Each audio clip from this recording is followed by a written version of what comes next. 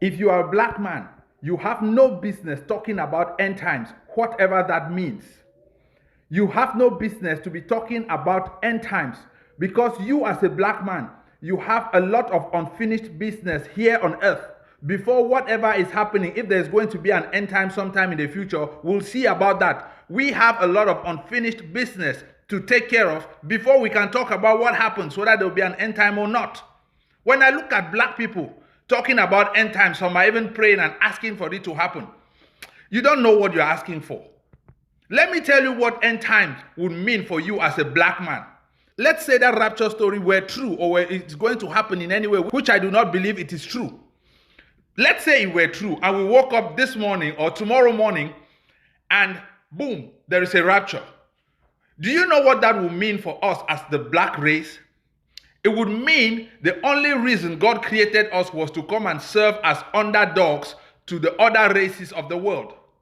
Because we, the black people, we have suffered a lot of injustice in this world. Our ancestors have been enslaved, tortured. All kinds of horrible things have been done to us as blacks in this world, and it is still being done unto us. What we should be thinking as black people now is how to build ourselves, how to develop ourselves, how to grow to a point where we are going to have our pound of flesh. Of course, because there must be justice for what was done to our ancestors. We can't resign our faith to religion and we'll be praying to escape this world. Escape to where?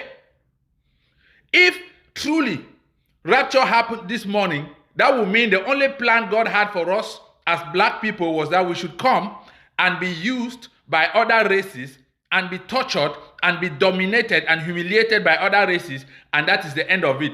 And for that fact, I will refuse to worship that kind of God. I will refuse to worship a kind of God that will subject my race to such indignation as slavery.